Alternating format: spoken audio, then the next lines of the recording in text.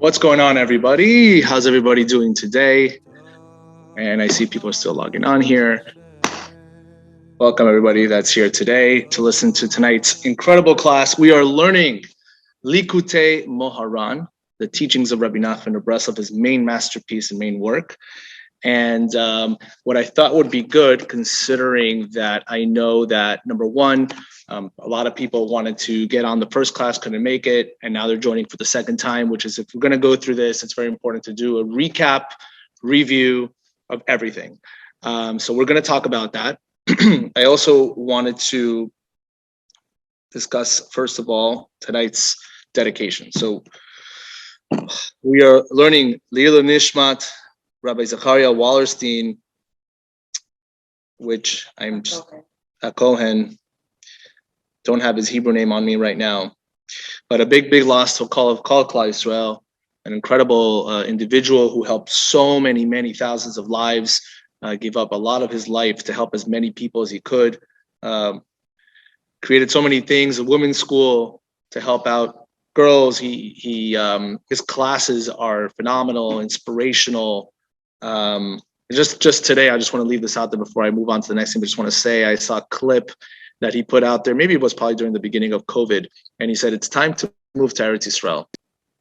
As you know, guys who've been following me, you know what bandwagon I'm on. It's time to move to Eretz Yisrael.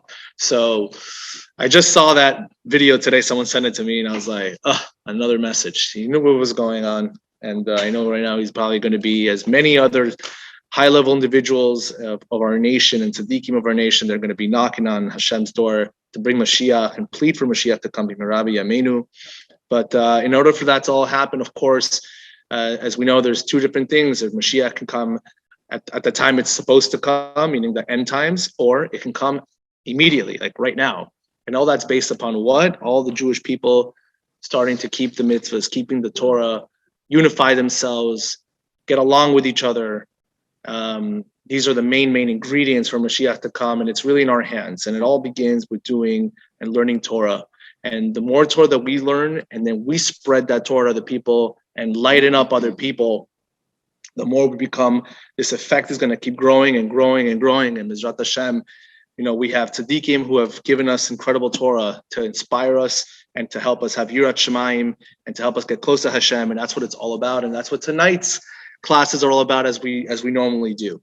So B'ezrat Hashem, may the neshama of Rabbi Zachariah Wallerstein HaKohen should have an aliyah and Shemaim, and should be good for all of us. Should pray for all of us, and should only be good news. I also want to dedicate tonight's class in memory of my mother, Deborah Fega Bat Shmuel Zichron Bracha, my father Menachem Mendel Ben Elchanan Zichron Bracha. May the neshamas have an aliyah. Okay, so let's recap. Okay. Because this Torah has been an incredible, quick journey so far. But let's just recap. First of all, from you guys out there in the crowd, and for the ones of you were there, how many people actually stayed up at Hatzot or woke up at Hatzot to learn Torah? Can I see a show of hands here from all my Zoomers out there? I see like nobody is raising their hand. I'm kidding. You are? Okay, perfect. 2 participants have raised their hand. Kol HaKavod. Kol HaKavod that you've woken up. Oh my goodness, we see more people. Wow. Guess it really worked. Why are we talking about waking up in the middle of the night, right? So part of the whole inyan on that, and for those who are joining in for the first time, the whole class deals with the concept of music. And what do we say? What did Rabbi Nachman said? He said that when you listen to a person who is kasher, who is a virtuous person, a person, when they sing, first of all, they're a good person inside, but they're doing it for the right reasons. They're doing it to get you close to Hashem, right? I gave an example of Yishai Ribo. I went to one of his concerts not that long ago. I was like, wow, amazing. And the whole time I kept thinking, all he's talking about is Hashem, Hashem, Hashem. That's what it's all about, right? So he says that that's an important thing. You should always try to listen to those kind of people, because that's what's going to inspire you to get close to Hashem. Music is, as we learned in the first class, music deals with prophecy. The same place where prophecy came from, where the 2 cherubs in the ark, in the Kodesh HaKodashim, the 2 cherubs were looking at each other. That area right in the middle, that's where prophecy is from. We spoke about it from a sphera level. It's the sphere of Netzach and Hod, the two legs and the bottom part of the body, of the sphirot. And music comes from there as well. We spoke about the birds. There's the good birds from the Kedusha. The birds represent the cherubs, the angels that look at each other. That's the side of Kedusha. That's prophecy. We also learned that there's another side, the side of the dark side, the other side, the side of the klipot and the klipot. And what is that connected to? It's connected to listening to music from a wicked singer. If you listen to music from a wicked singer, what happens? It's detrimental, number one, to your neshama. Number two, it's not going to help you in Avodat Hashem, but it affects your neshama, whether you feel it consciously or not. It affects you 100%. The klipos come and they get you, and it will stir you away from Hashem, and it will stir you away from getting close to Hashem. And I would say for all those people, I'm going to actually challenge everybody, make an effort, go and do right now, go listen to some non-Jewish music, and tell me right now if you want to go learn Torah, just for fun, right? We speak about this all the time, but it's there's a reality to that, right? So Rabbi Nachman says, remember, we want to be in high-level connection to Hashem. Rabbi Nachman wants you to be an all-star player in the world of Judaism. If that's the case, we spoke about food. We've spoken about different aspects of a person's life. Music is huge. What did I say in the beginning of the class? Rabbi Nachman of Breslov, Rabbi Nachman, main student. He said specifically that the da'at of music, the knowledge of music, that whole world, is the most important da'at the person needs to know. And I have news for you. Rabbi Nachman of Breslov has written, I can't tell you how many pages of Torah, crossing every single possible subject in the Jewish world. He wrote Likutey halachot. He has a whole Kabbalistic writing explanation of every single law that's done in Shulchan Aruch. And yet with all that knowledge and all that dot, the dot of music is the most important that he learned from Rabbi Nachman. Big information. So listening to a wicked singer, we defined what a wicked singer was. We said number one, and it is what it is, non-Jewish. That's one problem. Why? We spoke about it in length. Number two, somebody who's arrogant, someone who wants to do it for fame. It's not about, let me sing to you so you can get close to Hashem. We spoke about, and after the class, we had a lot of Q&A. We had a lot of questions and answers, which if anybody, again, wants to go in and chime in after this class, feel free. If you missed the first class, if you want to ask the questions again, I'm sure they're going to be there. Michael, I don't understand. Well, what about this or what about that? We'll talk about it more in detail. So we spoke about all that. Now that we covered that, then we spoke about Rabbi Nachman brings in a new idea that is unbelievable. He says, okay, fine. I listen to non-Jewish music. Now what? So there's a way, like everything else, to rectify, to figure out a way to rectify that issue that you have on your neshama. How do you do that? So Rabbi Nachman brought proof after proof, showing you that when a person wakes up at Hatzot, halachic midnight, not 12 o'clock. Nowadays, we spoke about in Miami, I think it's now it's like 2:30 something in the morning. It's an incredible time. It's a time of Ratzon. And that's the time specifically that if a person wakes up to do that and learns Mishnah or Gemara, remember, is the explanation of the Mishnah. But if you learn the Mishnah, why Mishnah? He showed you that the 6 orders of the Mishnah, which is what it's made up of, represents the 6 different areas of your throat. And the same way that the voice comes from the throat and it gave tuma from all what you were listening to, that same throat, the 6 orders of the Mishnah rectifies those 6 from the throat, and therefore it'll do stuff to rectify that issue that you'd have in your neshama from listening to that kind of music. Good? Cool. So with that being said, tonight what we're going to do is we're going to continue the ending of section 1 of chapter 3 of Likutey Moharan, and we're going to continue on that path. I have some really fun graphs as usual. We are the only one in the world today that is teaching Likutey Moharan with visuals. It's not just a text-based class. I try to help you understand it and visualize everything that we're discussing on a deeper level. Okay, so with that being said, let's get to work. Okay, so for you guys that are there, we have right from the top. I kind of continued it from where we were pretty much left off last night. Okay, and we go like this. So Rabbi Nachman now continues, and this is basically what I started off saying. He says, Hayinu al yedei she'ilmad shas Yitakin Hashit Yizkayin Shebekane. So if you studied the 6 orders of the Mishnah, Shemechem Yetzo Hakol, which corresponds to, first of all, the Izbabin of Shebekane corresponds to the actual 6 rings of the windpipe. Shemechem Yetzo Hakol. That's where the voice comes from. Vezehu. And now he brings you a pasuk. Kumi Roni Balayla. Which means what? Rise. Sing out in the night.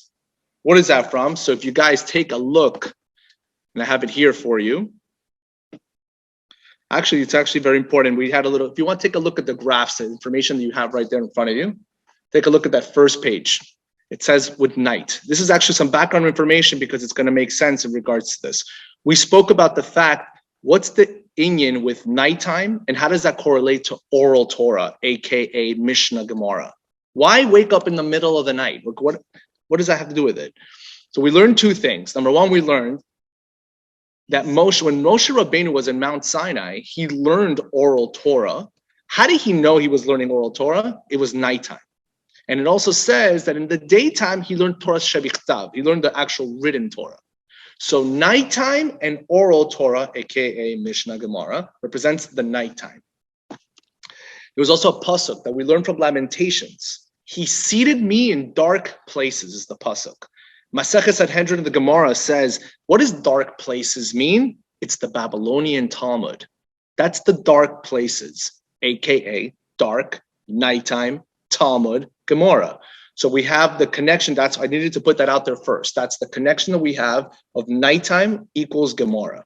Now, take a look at the pasuk. Look at the pasuk here.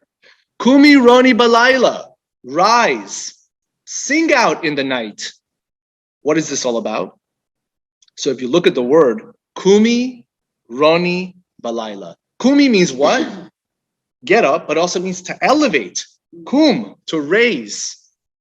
Okay, it's funny. I wrote here, we raise an elevator song. That's called a misspelling once again. Thank you so much for the grammatical corrections there. But we raise and we elevate song. Roni means song. How do we do that? Balayla, Laila, aka Gemara, Talmud, Mishnah. As we know, that's an aspect of the night. So Rabbi Nachman's bringing you the pasuk. Look, it says it right there. Rise, sing out at night.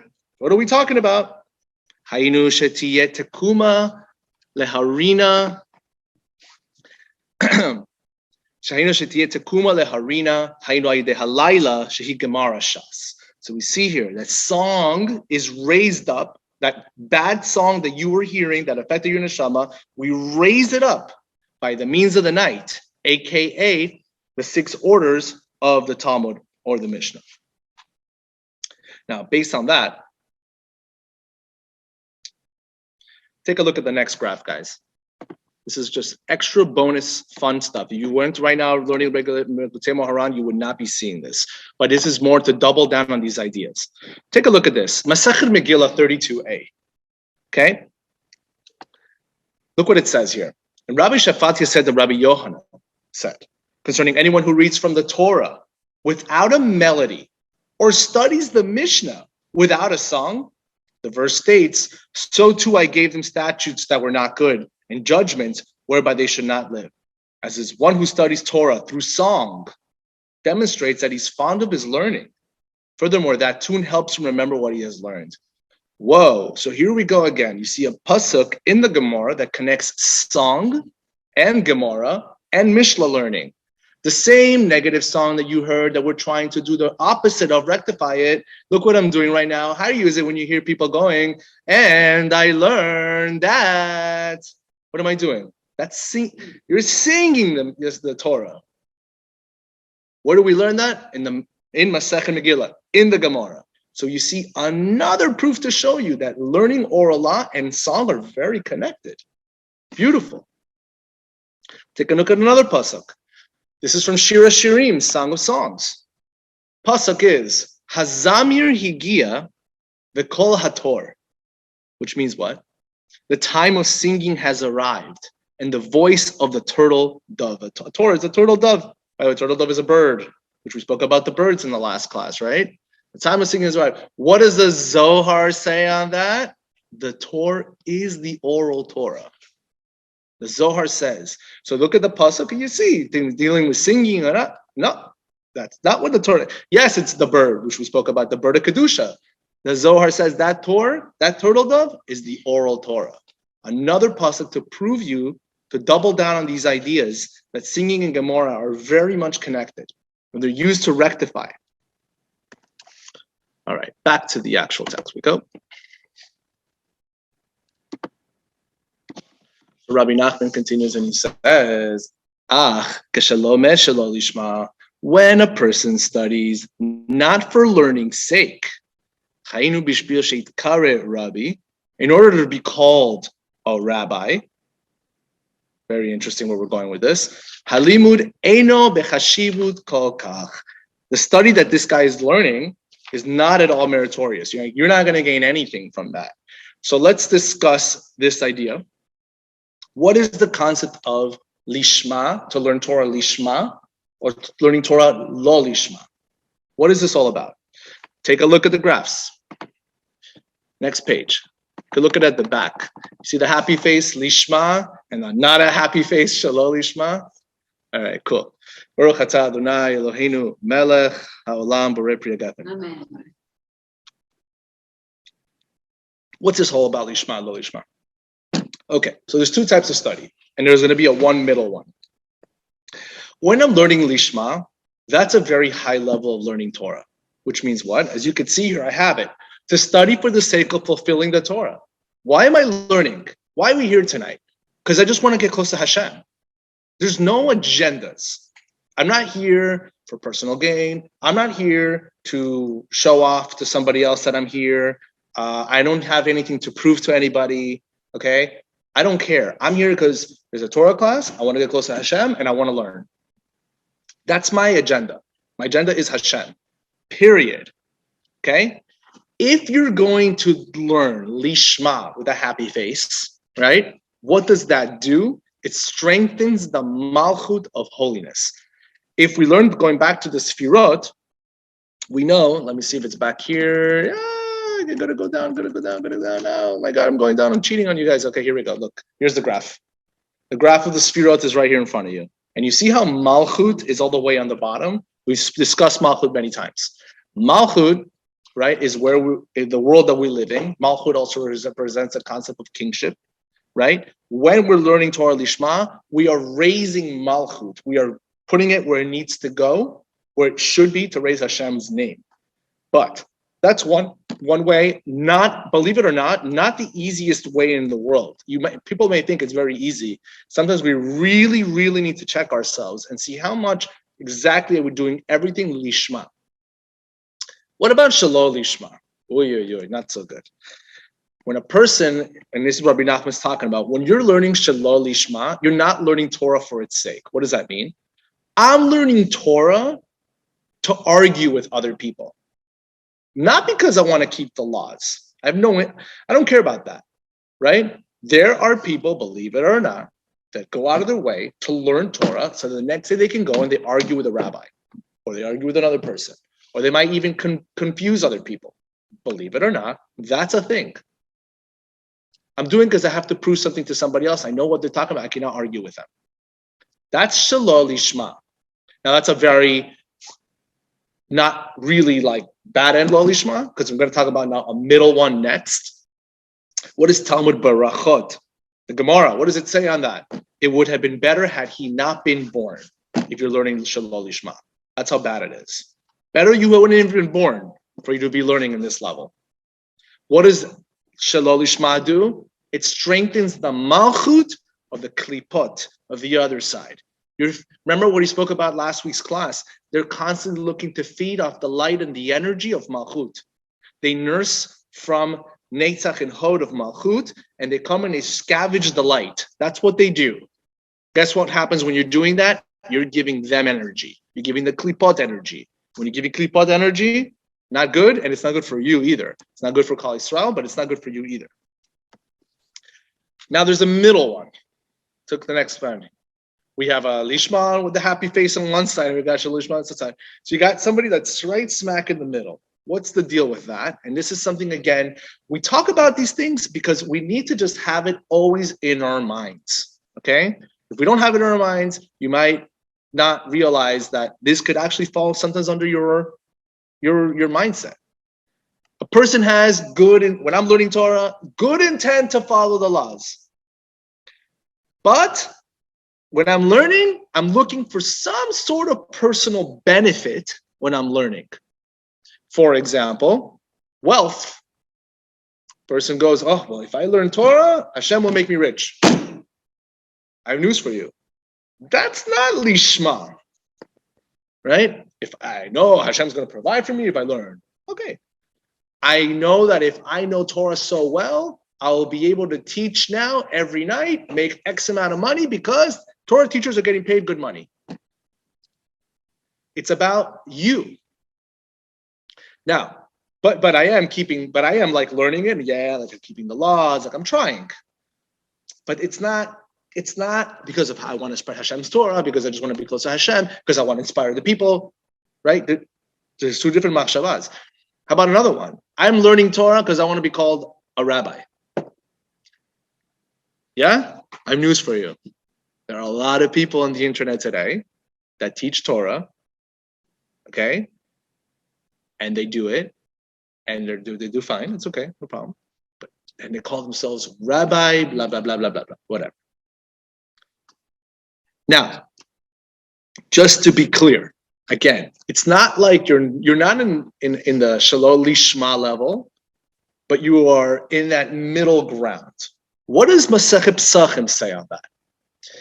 It's beneficial to study even shalom lishma, for from shalom lishma, one can become to lishma.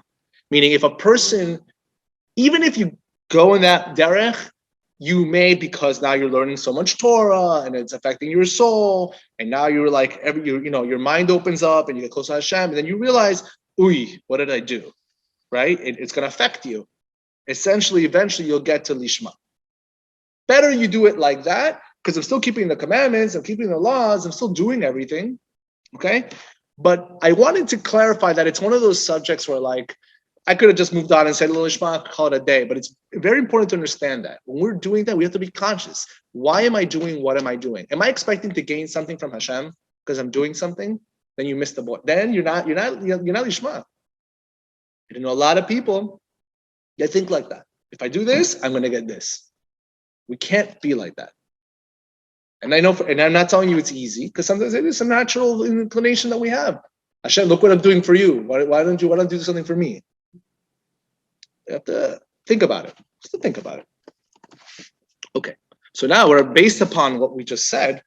What does Rabbi Nachman say? He's saying if a person is learning and you're waking up in the middle of the night, it's 2:30 in the morning, kol hakavod to you, but I'm learning Gemara. Why? Because I want you to call me a rabbi. Because if I know my stuff, I'm going to have the best classes. Or if I'm going to learn whatever.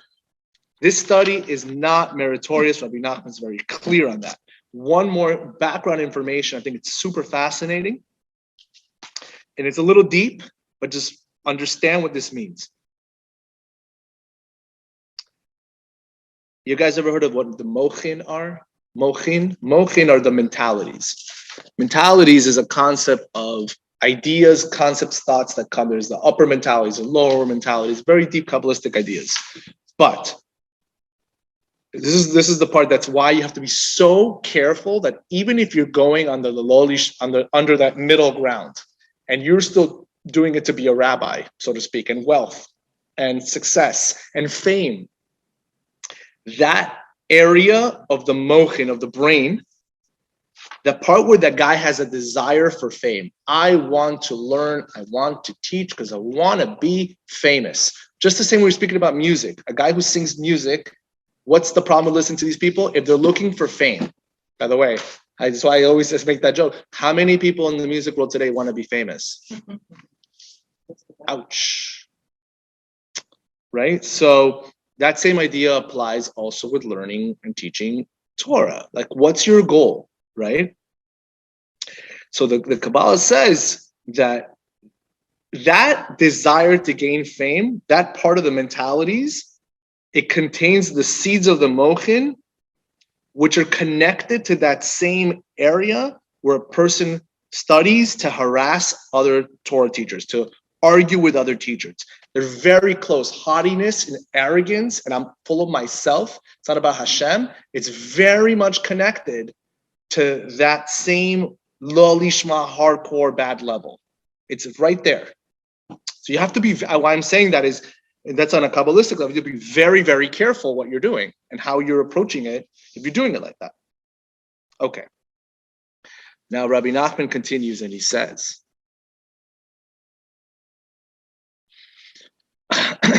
Ukeshelomed balayla, but if he studies at nighttime, chut shel chesed nimshach alav, a thread of loving kindness is drawn upon him, umegan alav, drawn upon him. Shelo yazik lo machshava.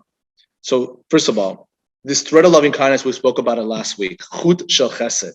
It's drawn upon him, and it's drawn upon him when? Specifically, during the daytime. Yazik lo machshava. It protects him from being affected by this intention to want to be a rabbi person, to be for fame, to be for wealth. If you wake up during Chatzot, it's gonna help you to get rid of those intentions, to get rid of your gava. And God's going to give you that loving kindness, that thread of loving kindness that's going to come upon you.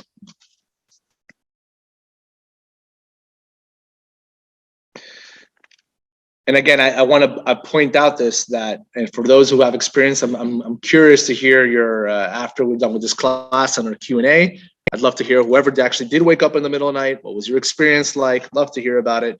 And again, obviously, the more a person does it, the more you'll feel it. You'll understand the magic that goes on at that time frame and how you'll feel the next day. But it's a really, really an amazing thing.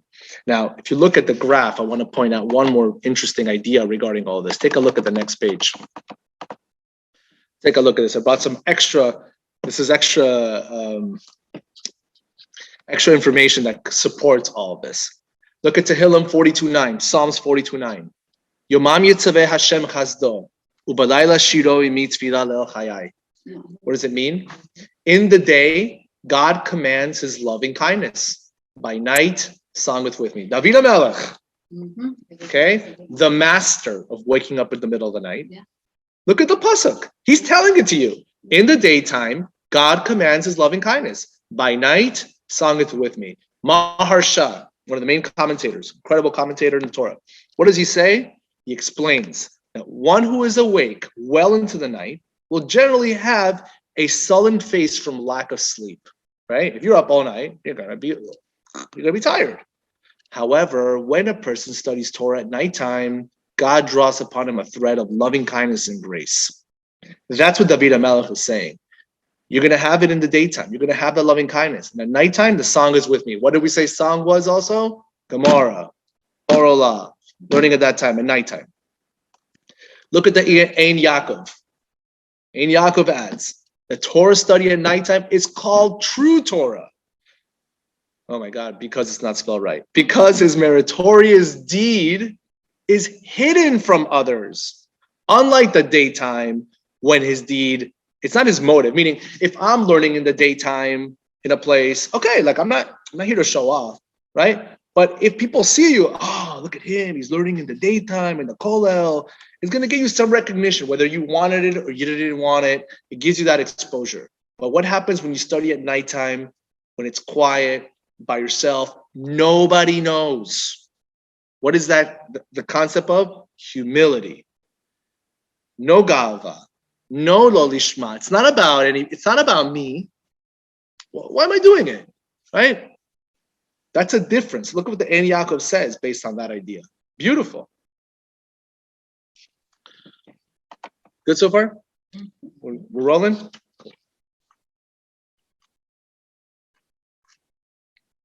All right. Section 2. Be'ita bechit be'arizal. Now it's brought in the writings of the Arizal of blessed memory. Kitziparim shebeklipa hemochin shebemachud debeklipa. We learned this last week. There's the birds of the klipa. They're the intellect of Malchut de Klipa. They're from the kingdom of the other side. And these two live pure birds, we spoke about the two live pure birds, that when you, remember we spoke about if you say Lashon Hara, you get leprosy, how do you fix it? It's a whole process, but you got to bring these two birds. And then what was the reason behind it? That's going to bring you the ultimate purity, because when you spoke and you chit-chatting, right? You chit-chatting, the birds also chit-chatting, so you sacrifice those two birds, that's the same idea. Those are the top two live pure birds, aka Kedusha. So there's two live pure birds are the concept of building up Malchut de Kedusha. We spoke about this. The Malchut de Klipa, the kingship of the whole of the other side, and there's the kingship, the holiness of the side of holiness and Kedusha. There's a constant battle. Okay? Now, Rabbi Nachman, based on that, says, Lefichach, Nishtabach David lifnei Shaul. Therefore, David was praised before Shaul. Remember, who was Shaul? Shaul was the king before David, right? What's the pasuk? Ve'yodea nagen. He's David HaMelech, is one who is skilled at playing music. So in the book of Shmuel, it says specifically, what a coincidence. David HaMelech is skilled at playing music, right? Now, what was this whole pasuk about? Just in general, King Shaul, his advisors, tell him to call for somebody who's going to come and comfort him and calm his spirit with music and song. That's where this whole pasuk comes from. And why? Because it says that the spirit of Shaul God's spirit had left him. So now those advisors like, listen. Remember we spoke about the music helps you reconnect and re-get prophecy and re-get back in, right? So who do they call? They call David HaMelech. Right? Why? Because he was skilled at playing music. So this is from the book of Shmuel. He was a warrior. He was valiant. He was understanding. He was handsome, and God was with him. Okay, so we have a connection right now with David HaMelech, skilled at playing music. Rabbi Nachman continues and he says, "Ki hanegina hi binyan hamalchut." That's because song is the concept of what? Building up the Malchut, as we learned before. Kumironi, lifting it up. I'm sorry, one more last part.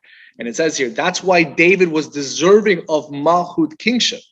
Meaning, David, because of the fact that he was a master music player person, and he's connected to the side of Malchut kingship, which is representation of also music and song, he was able to lift up, to build up the Malchut of God, not from the other side. He's able to lift up the Malchut from Kedusha and holiness.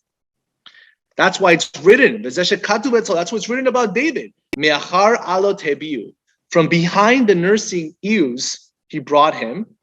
What is that all about? So, and the end of the pasuk is to tend to his people Yaakov. Take a look at the printout again. Here we go. Here's a beautiful picture I found online of King David when he was young, right? I don't know if that's really what he looked like, but the point here we see here, it's a double whammy. You see him with the harp, and what do you see around him? Sheep. Why? Because David HaMelech had a very special quality, right? He took very good care of the sheep, right? It says here, and looking at the description, the Shmot Rabbah, this is from the Midrash. It says about him, he took the young sheep to pasture, so they eat the soft upper part of the grass. Next, he takes the elderly sheep, the older ones, to pasture, so they eat of the middle of the grass. And finally, David takes the hardy sheep, the ones that are really healthy, so they eat through the bottom part of the grass. What does Hashem say? Look how detailed he's going. He knows what this sheep needs to eat and this sheep needs to eat. He's very good about it. He cares about everybody specific. He's not like, you go, I don't care. Very specific about every single one. Right? What does Hashem say?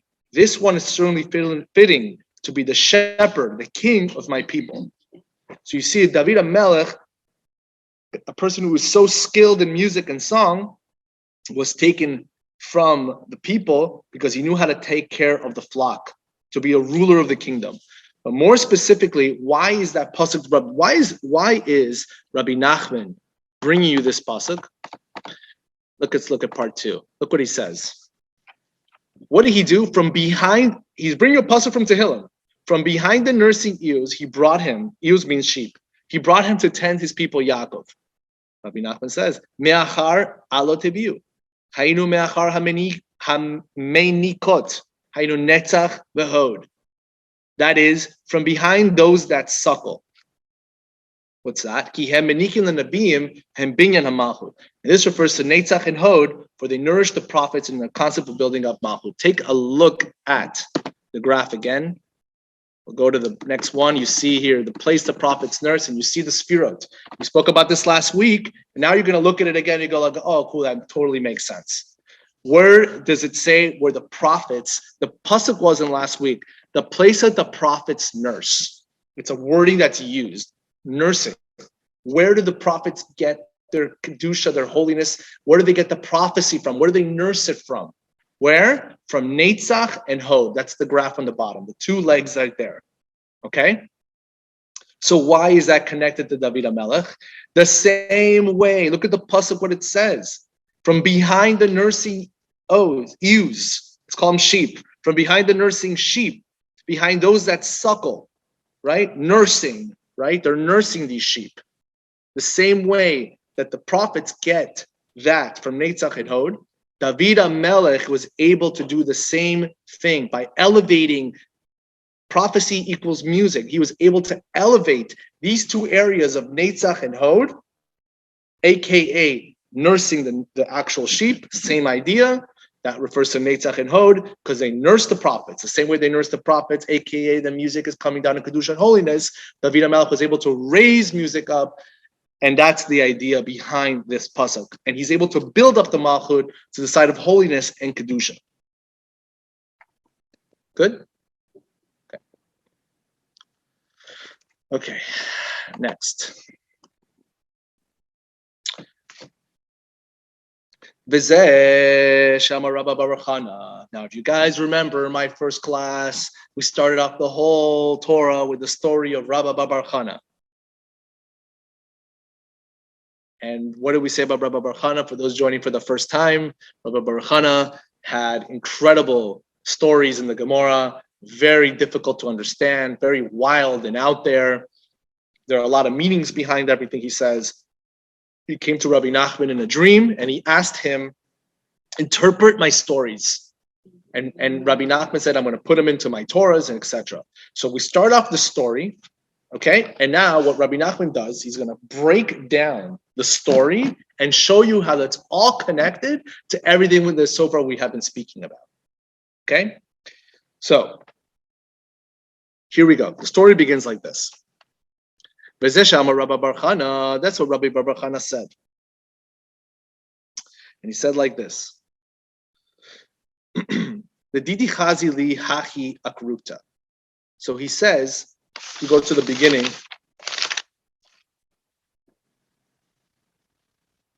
I myself saw this akrukta. What was an akrukta? So the Rashbam says akrukta is Aramaic for tzfardeya, Aramaic for a frog. So he sees this frog. Take a look at the graph here. Rabbi Nachman has, and there's a nice cute little frog I chose there. So Rabbi Nachman says, Uferash Rashbam. What does the Rashbam say an akrukta is? Fardeya, right here. Take a look at here. Hainu tzipur deya. Fardeya.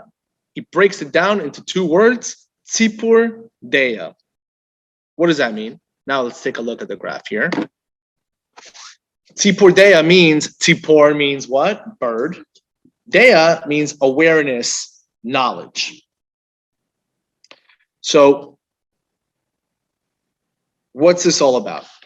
So, this is a very more of a difficult teaching. Again, just to simplify it as easy as possible. The Arizal teaches, this is in Shar Psukim. He says, he's the one who actually came up with the idea that it's Fardeya, it's Sipur Deya. Okay. And Deya means awareness, it means knowledge.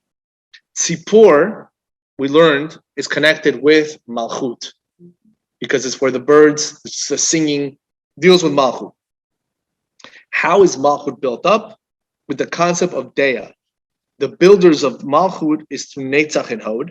But Deya, the knowledge, when a person's getting music that's coming in from Netzach and Hod, it bring something to their knowledge, to the day of awareness of Hashem, of closeness to Hashem.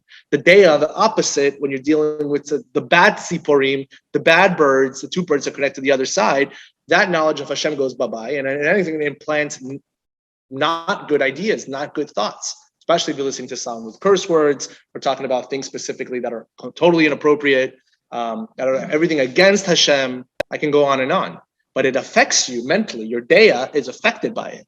That's the concept of the birds of awareness of knowledge. So the first part is, based on that, Rabbi Nachman says, Ki Akur, excuse me. So he says, Rashban comes, Perish Rashban, Fardeya, Hainu Tzipordea. Okay, so now we know that's phase one. We know that the actual birds, that you can be affected by the concept of the birds. The birds was a concept of music. That can affect your knowledge. Part two of the story, the Akur de Hagronia. Ki Akur de Hagronia. So what was Akur de Hagronia? Akur de Hagronia means, and it was the size, this frog was the size of the city of Hagronia, right? So Rabbi Nachman breaks down Hagronia. Milishon Kra Begaron. Hagronia is very similar to Kra Begaron. What does Kra Begaron mean? Cry out from the throat. Hainu Shanigina Nimshechet Mimenu. The song is drawn from the Tzipordea mentioned above. Take a look again at the graph for everybody who's looking online. Here we go. We put here Akur de Hagronia. Look at that. Look at the similarity. Kra is in Akra, and de Hagronia, you have the Garon in de Hagronia, which means what? Cry out from the throat. That pasuk, by the way, where he's talking about Kra Begaron, cry from the throat, where is that from originally? It's from the book of Ishayahu, from Isaiah. And what does it have anything to do with it? It has the idea that God tells Isaiah, cry out in a loud voice, right? That was the idea behind it. But remember, who is Isaiah? Isaiah is a prophet, right? And the Mechanachal, which we learned about him from last week, he explains Akrukta, which is the frog, which equals Malchut, the bottom part of the Sphira, is rectified through what? How do you rectify that? Through Akur de Hagronia, through the voice, the song from the birds of Dea, which draws from the same place as the prophets. That's why the pasuk specifically from Isaiah was chosen that deals with prophecy. You want to have the right Dea, the right mindset, you need to listen to the side of Kedusha, holiness of music, aka from the side of prophecy, from the side of Netzav and Hod. So that's the concept of the city of Hagronia, aka Kra Begaron, cry out from your throat. The next part of the pasuk. The Akur de Hagronia. Kama chave shitin bate. So the question, the story goes, and how large was Akur de Hagronia? How big was the city of Hagronia? Shitin bate. It was the size of 60 houses. By the way, if you're following along in the story, the frog is the size of a city. The city is now the size of 60 houses. Is that a big frog? Right? Okay. As long as you're following along in the real story, what's going on. Rabbi Nachman's breaking it down. It should already start ringing bells to you. 60 houses. Why do I know 60? Where do I know 60 from? That's by what it means, the concept of cry out from the throat. How do you cry out from the throat? How is that rectified? The 60 houses. The 60 tractates of the Talmud. And we spoke about the 6 parts of the Mishnah. The Talmud is made up of 60 volumes. So that's how you rectify it. Uperash Rashbam, and Rashbam says on that, Talmud Kamar La Haynu Ilma Talmud. Rashbam comments, the Talmud says this. One should study Talmud. What is this all about? So if you take a look at the graph here, you can see, put it here, 60 houses, 60 volumes of Talmud. You see that? Take a look at this. This is a whole pasuk from Masechet Sota in the Gemara. What is the goal we're trying to do here? Rabbi Nachman showing you a pasuk is connecting right now houses with Gemara. We didn't even discuss, you should have already caught, okay, you know about the 60, oh cool, 60 gave it away. But no, there's more. Look at this. And really, I almost like to read you the whole thing would be like, I'll just read it to you, fine. Alternatively, this from Sota. This verse may be understood as relating to Torah study. Prepare your work outside. That's a study of Bible. And make it fit for yourself in the field. That's a study of Mishnah. Afterwards, you should build your house. That's a study of Gemara. The study of Gemara, look at it. I'm just going to look at it first in English for everybody. The study of Gemara, what's the words right before it? Build your house. You see that? Now let's look at it in Hebrew. Take a look at it right here. You see that? Gemara and betecha and houses are connected. You see that? How amazing is that? So Rabbi Nachman's telling you the 60 houses, yeah, houses equals Gemara. And on top of that, in the story it says it's 60 houses, aka the Gemara, the Talmud. Unbelievable. Appreciate this, guys. This is not simple. This is very high level Torah, and he's really bringing it down for you, and it makes sense based upon the Torah he's talking about. What happens next?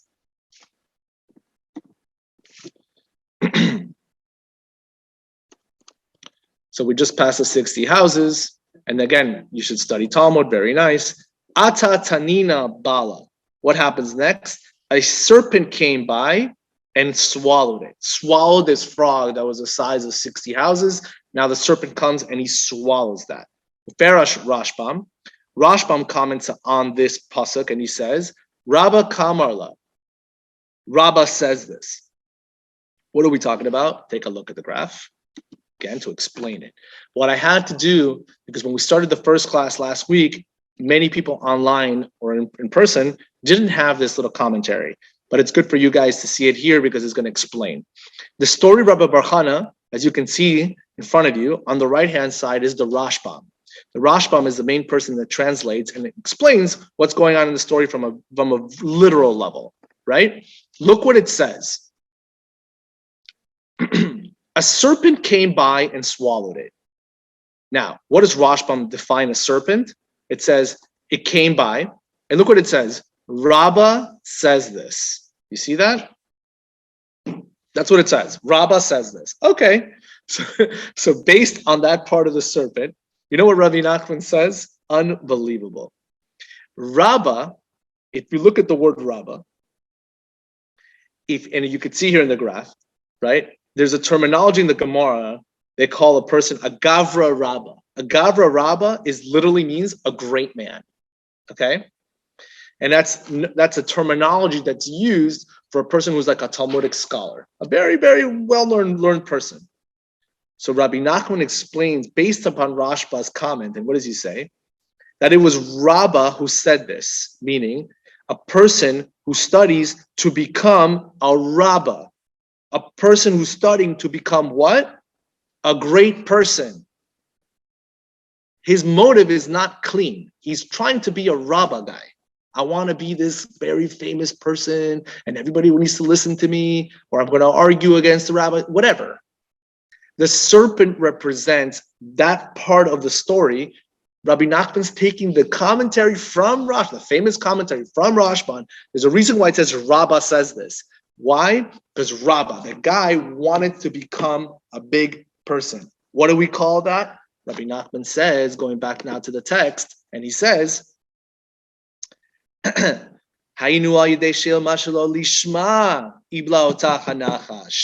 meaning his study was lo lishma. He wasn't learning for the right reasons. And so what happens? The serpent swallowed it. Rashbam, Rabba Kamarla. And that's why Rashbam comments, Rabbah says this. It's kind of like weird. Rabbah says this. Why? Because he studied in order to be called a rabbi. Interesting. Based upon the serpent coming and swallowing it. By the way, I don't have to tell you this. What is a serpent? The Nachash represents Klipa. It represents the other side. Anytime you have a serpent, you need to be wary. Why is that in a symbol? Right? And I'll say this more for pop culture. This is fun for all the people out there that can go to pop culture, right? I remember looking at this the other day, and I'm like, wow, I can't believe that's so weird. You guys watch Karate Kid, right? You have two schools. You have Miyagi and you have Cobra Kai, right? Who's the bad guy? Cobra Kai. What's their color? Black. What's their rules? No, they're just bad people. They don't care about you. They don't care about anything. They're just to win it. It's about themselves, and that's it. The serpent represents coming from behind you, biting you, making you depressed, making you sad. It's about me. It's about Gava. That's the serpent. So you see her very much connected with the concept of me, me, me. I want to be a Rav. I want to be a rabbi. That's the serpent. That's what it says. A serpent came by and he swallowed it. Perfect. What happened? Actually? In the story? Yes. Did he actually? Yes. Because I mean, in the story that he said, yes. I'm trying to. So we know that Fardeya is as big as that big city, and the city is 60 houses. So it's a value of the community. It's a value of. Yes. And comes this serpent takes this whole. And boom, now imagine how big the serpent is. It just swallowed a frog the size of 60 houses. Sounds like Haggadah. We just finished, right? Haggadah, Gavrava. Okay. Right. All right. So now, fine. So now we got this snake. What happens next in the story? Ata Pushkansa ufperash Rabbeinu Shmuel Oriv hayinu aidei shilmad balayla mishon arbit. What are we talking about? So a Pushkansa, again, if you guys look at the graph, we covered the first one. Take a look at this guy, right? Look at what Rashbam says. What's a Pushkansa? A female Oriv, a raven. How do you say Oriv? Look at that. Oriv is Ayin Vav Reish Bet. What sounds exactly like Oriv? Arvit. Arvit is the nighttime. Erev, right? So what does that have to do with it? How do you fix it? One needs to study at night. That's how you fix that serpent that swallowed you up. That represents the opposite.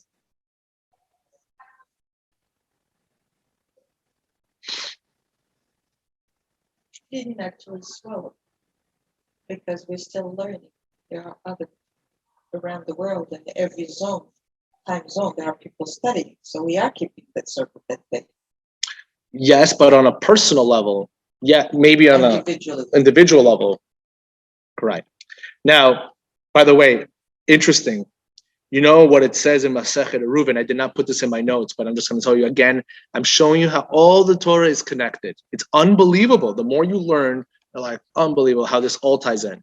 You know what it says about a person that wakes up at nighttime and learns the Torah says, someone who rises early to study and studies late into the night. You know what the Torah says is called? He shows, first of all, the person, he shows himself no mercy. My God, that's a line from, okay. If you guys got that, you got that. He shows himself no mercy. You know what he said the wording is? Blackening himself like the raven through self-abnegation. Guy who's learning all night, wakes up the next morning super early, learns again, goes to Nays, learn. He's beating himself up.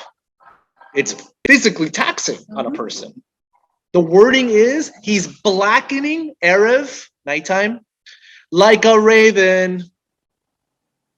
Masechet Eruvin. Cool. So you see again another layer. What does it mean when the Pushkansa comes by? It's that fixing. It's a nighttime study. What happens with this Pushkansa?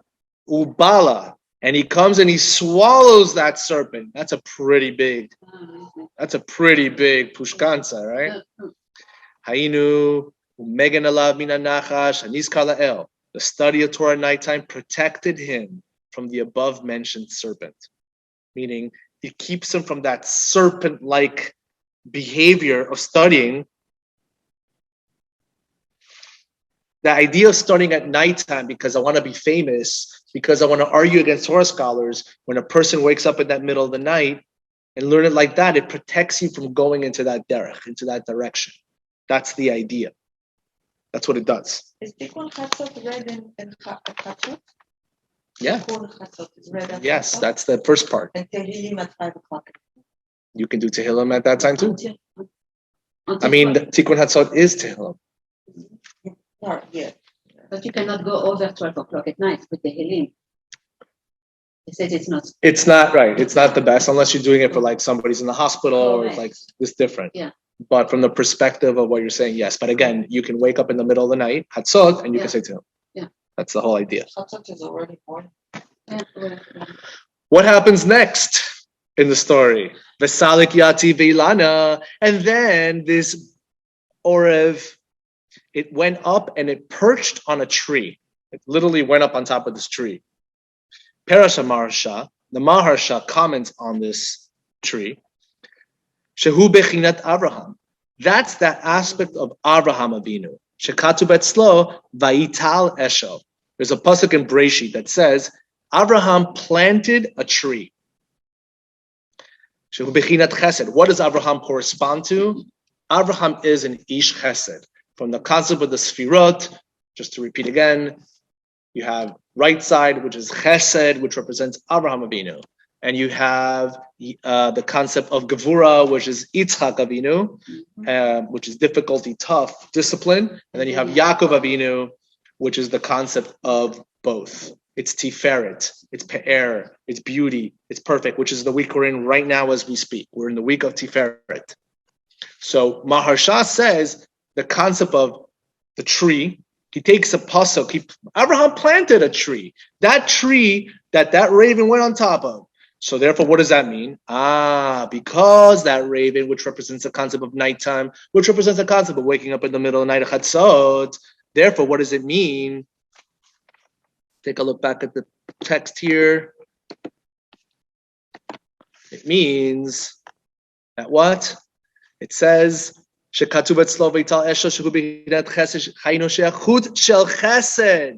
chesed, that kindness, that loving kindness, that thread of loving kindness, that draws over him, Megan alav min anachash, it protects him from the serpent. So the tree represents the same concept of Abraham planted a tree, aka chesed, and that's that chesed that now is wrapped upon you throughout the day, and it protects you from the serpent, from the nachash. And the story finally finishes off. It says, "Tachazi kama nafish chele dilana." Come see how great the strength of the tree is. Obviously, on a literal level, my God, that is a big tree. To be able to have that raven who has the frog, who was eaten by the serpent, who that frog is the size of 60 houses, the size of the city of Hagronia, that's a pretty big tree. is it really that physical, or just they make it the core that is so powerful that they measure that by the size? You can look at it like that. Yeah. Because it's not visible when they said a Fardeya that big, or a serpent bigger than that Fardeya. It's all symbolic. Okay. But look how Rabbi Nachman finishes. Correct. Hayinu shirabba matmiya et atzmo shekol kach gabar alinu chazdo shafilu azeh yachol lehagen. Rabbah expresses amazement that God's loving kindness on our behalf is so overpowering, so strong, like a tree, that it can even protect us from this. So we see here, right, just to wrap up that story, a Pushkansa comes by and he swallows the serpent.